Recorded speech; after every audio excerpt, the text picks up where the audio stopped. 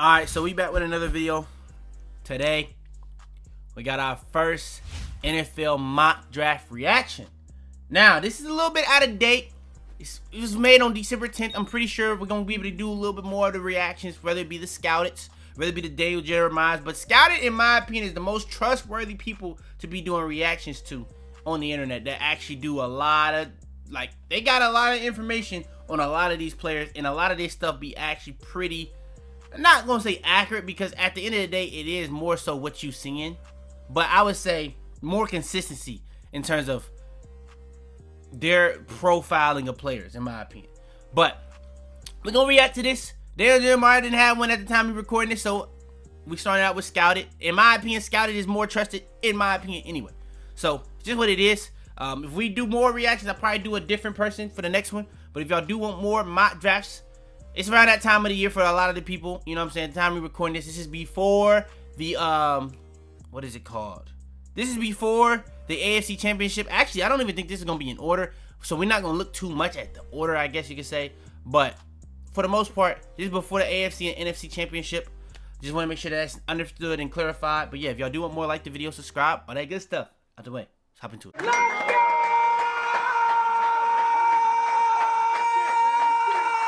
Alright, hopping into it. December 10th. I don't even think the order was solidified at this point in time. But all in all, we're going to do a mock draft so that we can see what's the thought process around these players. Because at the end of the day, I'm doing this so I can get more knowledge for when I do my mock drafts. Let's get into it. First pick, Fernando Mendoza. We just seen the national championship. Just don't get second pick. It's not updated. It's not updated.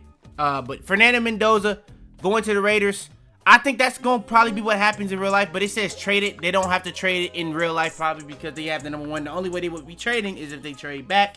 Fernando Mendoza, I seen Brady at the championship game. Fernando Mendoza probably is going to be the pick. This could be a situation where they keep Geno, sit Fernando Mendoza for a season. We've seen how that worked. Drake Maye didn't start his whole first year. He sat a couple games. You see Mahomes, he didn't play a single game until the last game of his first year. So maybe, you know what I'm saying, Fernando Mendoza with Geno Smith, they don't force Geno Smith, they ease him out. They let him play another year. You know what I'm saying? Let him be out there. I don't know how that's going to work, especially with them firing Pete Carroll, if they got the patience. But this is not a great talented team.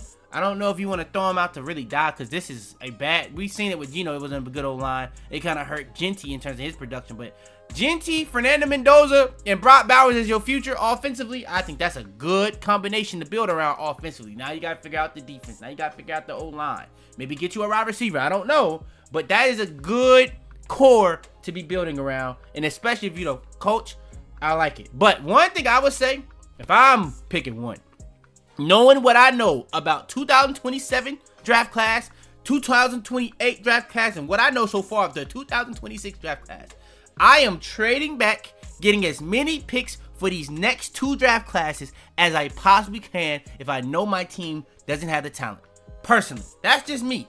I think what the Jets did, honestly, amazing. Amazing GM. They made two trades for players that people was highly coveted, and both teams that traded for them literally still didn't make the playoffs. So it really didn't have much of an impact on the season for those teams that they went to. And now the Jets can have those picks for the future. So I think the Jets are in a very good position as a Patriots fan. Kind of interested to see what they're going to do with it. But Fernando Mendoza at 1, that's probably the automatic pick right now. Caleb Downs at 2. Caleb Downs, I don't think this is updated December 10th because, okay, Dante Moore is, okay, never mind. Caleb Downs at 2. Honestly, best player available. I do kind of agree with that, Caleb Downs, in terms of right now. Ruben Bain has a shout, in my opinion. He was very good in these college football playoffs, but Caleb Downs, I think, as of right now, he probably has it. It's just positional value. Do they take him?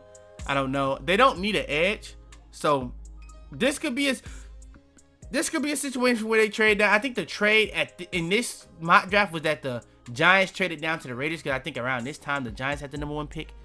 So I think that's what they're saying, traded. But yeah, Ruben Bain 3. And by the way, there's gonna be somebody that watched this video that's gonna be confused why the order is this way, even though I clarified it. But we more so looking at what they're saying about the picks. The Titans are a team. By the way, the Titans just got Robert Saleh. So I've said this multiple times. I think that the Titans got a lot of needs. You're looking at the playoffs right now. What are you seeing? You're seeing the defense right now is kind of the difference in these games. Giving your quarterback a bigger margin for error. Just think about how bad CJ Stroud has been for this year. They went on a 10-game winning streak, most likely because of defense. He missed games. They were undefeated. So you give your quarterback a margin for error, it's going to be a lot easier to win a lot of games. So some people may say the margin for error is the O-line. Some people may say the margin for error is the offensive coordinator. Some people may say the margin for error is the wide receivers. Maybe we say the running game. But the defense, in my opinion, the other side of the ball is the ultimate margin for error. So I do agree with Ruben Bain is the pick personally for me, especially with their need at edge. And then especially when you're looking at how a lot of these quarterbacks in the playoffs are struggling with pressure. And when you look at the Texans, they don't even have to send blitzes. They can just get pressure with 4. That is very, very valuable. Cardinal Tate, in my opinion, at 4 is kind of crazy. I don't even know if he's a top 2 wide receiver at this point in the draft, but I do like him. I do think he probably is going to fall after the college football playoff he did have, personally. In that one game, I guess it was just one game. But where you got guys like Caleb Downs, he was fantastic in the game despite the loss. Cardinal Tate didn't have a good game at all. But really, it was quarterback that wasn't that great, but it is what it is. Arvell Reese, I'm not mad at it. I think the top 4 should be simple. Fernando Mendoza, Arvell, Ruben, and Tate. Nah, I don't think Tate goes top 4, personally. I don't think so. He might. If he has a good combine, he might. I don't know, though. He probably is going to have a good combine. Arvell Reese at 5. It's a very deep linebacker draft. I like the size and positional versatility, but we'll see, bro, in my opinion. We'll see. I don't know what the Saints do in this draft, personally. I don't. Then we have the Rams. They trade up, I believe, in this draft. But I think at this point in the draft, I think the Falcons was just picking earlier. So I think that just was something that was going on at the time. But yeah, Dante Moore is not in the draft. We know that now, so don't even have to look at that. That makes the draft next year even more stacked, by the way. When you got guys like Dante Moore that would have been a surefire, probably top 2 pick in this draft. He is now reclassifying to next year, which is already a really deep class. That's going to be improving one of the positions that I didn't think was that crazy, but now it's looking a lot of the kind of like quarterbacks behind Fernando all kind of reclassified to next year, which is kind of crazy. So yeah, Jordan Tyson, in my opinion, is the best wide receiver in the draft. The only issue I have with him is injuries. If he can stay healthy, that's the best guy in this draft, in my opinion. I've stayed with that the whole time. The Jets can go get him. I'd like it. I think a team like the Browns need him more. But the Browns did get a wide receiver with Cardinal Tate, so you can't really go wrong with either of the two. I honestly think Jordan Tyson is the best wide receiver in the draft, like I said, but the injuries. If I had to say the most balanced with like least flaws, it would be bro out of USC, Maye Lemon, I think is how you say bro name. He is very good, very consistent, and you know exactly where you're going to put him on the field almost every single time. But I like Jordan Tyson as well. Jeremiah Love. Chiefs need a running back really bad. It's just kind of questionable when you're looking at it from that lens of, if you're a Chiefs fan, do you want the Chiefs picking running back in the top 8? I know in this draft class is kind of weak. So maybe you just do it, bro. Because it's not like the draft class has a lot of depth. It's not like the draft class has a lot of high-end talent. It's just not a great draft class in general. So it is kind of tough to kind of gauge what is the right thing to do for the Chiefs. But when you see that they're trading up, I think that's reactionary. Now, in real life, I don't think they would have to trade up. I think they're going to just be around these areas, personally. So, I don't know. We'll see. I guess is what I'll say. We'll see. Maye Lemon goes to the Commanders. I don't really like the scheme that the Commanders play. In my opinion, I think it's very gimmicky. Personally, but if we are taking somebody that fits in that scheme, I don't even know, bro. I don't like Maye Lemon for that scheme personally, but he fits in the scheme. But it's like, in my opinion, like it's kind of wasting him, like because they kind of just spam RPOs, and it's like, I don't know. Me personally, I don't really like that scheme. I know a lot of people like that coach. I don't really like that scheme personally. The more I watch it, I don't really like it personally. But I don't think the scheme was the issue with the team this year. I'm just saying in general. I think the issue in general with the Commanders this year was injuries. They stay healthy. It's not as big of an issue. But that's just me. Next, we got Peter Woods to the Bengals. They take the best available defensive player. Peter Woods, very, very good. Jermod McCoy, I don't think Jermod McCoy is the best corner in the draft. I think it's Mansour, but the Vikings need DB help. Not mad at it. Dolphins, they need DB help. Not mad at it. Cade McDonald, D-line help. Interesting. I do think a big issue with the Ravens was Matabuke was out. He comes back. That'll be big help. But I do think a defensive coordinator or a defensive-minded coach probably is the way for the Ravens. I still think the Ravens have a lot of talent over there. I just think that their scheme was kind of bad. People was able to do what they kind of want. I do think it's some players that are just overrated as well, but there's still talent over there at the end of the day, in my opinion. David Bailey to the Cardinals at 14. I do like him. What edge? Is this the second edge taken? This is the second edge taken. So David Bailey, I actually agree with that. Honestly, I'm not too mad at that. I don't think Keldrick Faulk is the second best, but he's probably going to go second because when he goes to that combine, he's going to rise a lot. Sonny Styles, if there's a position in this draft that's very deep, I would say it's linebacker in my opinion. Keldrick Faulk is not even an edge. He's more of a D line here. I actually probably agree with that. Honestly, I probably actually agree with that. Spencer Fano, I don't really like the O-line part, but I do think in terms of the guys, I would say I would be picking first. He would be in that conversation in my opinion. I don't know how I feel about the Lions going O-line though. I don't think this is a situation where you pick an O-line. In my opinion, the Lions need help defensively. I think in a lot of the games that let them down, it was defensive. So, I don't know. Lenore Sellers, I'm pretty sure he went back to college. So, this is kind of a relevant pick. Kenyon Sadiq, I actually like him. I don't know if I like him to the Buccaneers. This is a very weird situation in my opinion where the Buccaneers have like way too many wide receivers, too many running backs. Maybe need some more online help. Maybe need some more defense help before I'm going and taking another receiving threat, in my opinion. I don't know. I just don't really know if I fully agree with that. Denzel Boston at 20. Okay. Denzel Boston looked at as the fourth best. Okay. To replace George Pickens. I understand that, I guess. But with Mike Tomlin being gone, you do definitely need a weapon if you're the Steelers. But you probably need a quarterback as well. So, I don't know. Cassius Howell, I do agree with him being the third or second best edge in the draft, in my opinion, especially if they're going to say Falk is interior guy. Francis Mwaga, however you say bro name, after trading Laramie Tunsil, this team has desperately needed any help. Yeah, I do agree. He's more of a project guy. He's not been as good as people expected this year, but I do think he could be a guy that goes over there. He got the profile, in my opinion, that projects in NFL. Texas can use anything. Like, well, all the injuries that they had, offensive line regardless was just bad. It just was bad regardless. It was bad the year before with Larry Tunsil. It was bad this year without him. So, yeah, the only time it actually was even good was the first year for Stroud. TJ Parker, this is definitely need. I think the edge. I do think in the Rams, they actually got generated pressure kind of consistently, which was kind of surprising to see. But for the most part this year, the issue that they've really had is just not a real edge threat.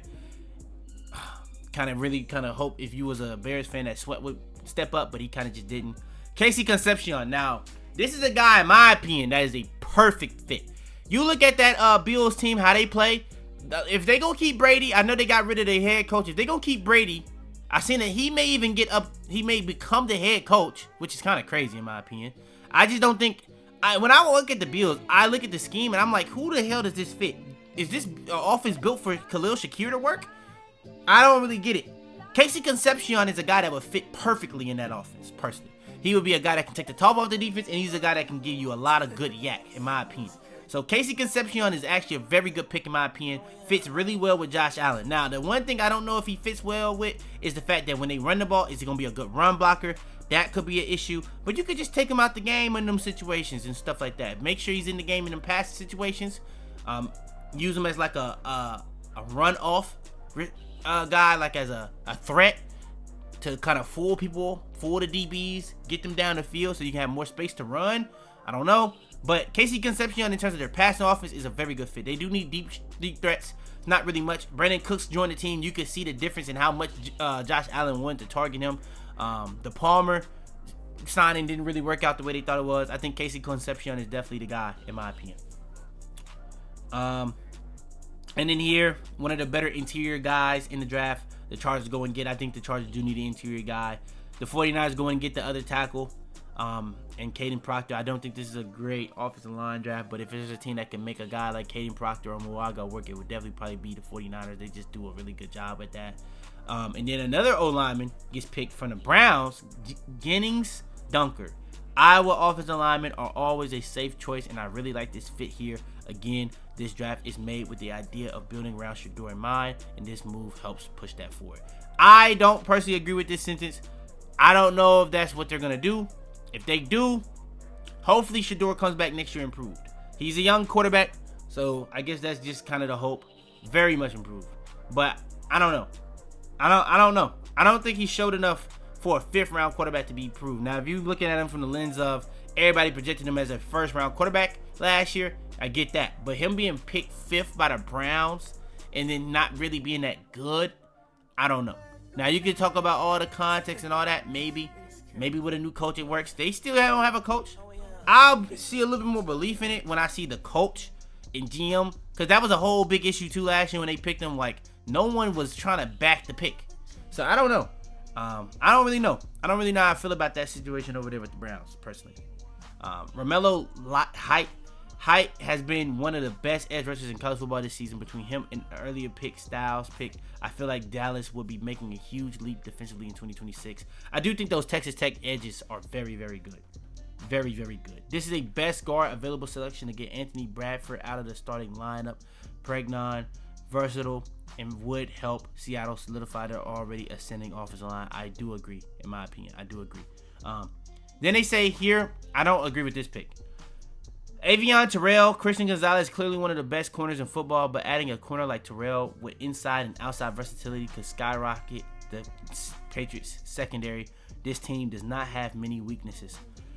I disagree with that. I think as a Patriots fan, and I know the scouted dude is like a Patriots fan, big Drake May guy. Personally, I disagree with that because I think that they have clear flaws offensive line. I think that Will Campbell would tremendously improve as a left guard. I think Jarrett Wilson would tremendously improve as a center. I think that they would both just tremendously improve at those positions personally. I don't think that Will Campbell had a bad season at left tackle, but since he came back from an injury from the last couple games of the season when he was playing, or the last game, I think he played the last game, and then since these 2 playoff games, he has been mauled. He has been cooked. He has been filleted in these playoffs. A lot of people talking about how bad Drake May played. A lot of that, when they talking about these fumbles, it has really came down to Will Campbell has been bad. He has been genuinely just bad. So, I don't want to put too much on him because he is coming back from a knee injury, and he's just trying to play through it. But I'm not going to say that our O-line is not a weakness. Our O-line is still a weakness. Our wide receiver core is still a weakness. We still don't have like a surefire number 1 guy. I don't want to be like the Bills and be like, we have a good group. We do have a good group, but I would like to have a guy that Drake May can depend on based off his, skill set. Like, we don't just go get a guy that is good. Go get a guy that actually fits Drake May's skill set, in my opinion. I think that would make a lot of sense for the Patriots. But with KC not here, I'm not mad at not getting a wide receiver. Maybe get an O-line. It's not a good O-line draft. I wouldn't even be mad at trading back. But Avion Terrell, I actually do like. So I'm not too mad at the pick, but the sentence of not too many weaknesses, I just don't really personally agree with. Keith Abney II is a player I think is going to climb a lot of boards as we get closer to the draft. Right now, he is viewed as a day 2 guy, but I think he will work his way much higher by April as far as the fit. He excels in zone and is a true outside corner that has been missing from Shula's defense. Now, Shula, the thing is, you're saying this with the idea that Shula, is going to still be there. I'm seeing reports that he may go to the Dolphins, which is an interesting idea. But if it does happen, then what? Now, CJ Allen to the Broncos. Now, Broncos have a complete roster, but I do think the thing that they probably need, I think that they would probably need wide receiver more than linebacker. I think they actually have a pretty solid linebacker room when you look at the fact that Drake Greenlaw is back now. They have a really good linebacker room, in my opinion. Good interior D-line, good edge, good defensive back room. It really just comes down to offense where you would kind of try to improve. I think they already picked RJ Harvey last year. You probably could improve more there because it don't seem like RJ Harvey is like a feature back. He's kind of more like a guy that's next to another guy, kind of like a Gibbs Montgomery, kind of like he's a guy that's supposed to be in a duo. So maybe you could go for a running back. But I think wide receiver could use some help. But they have a lot of depth at wide receiver as well. So I don't know.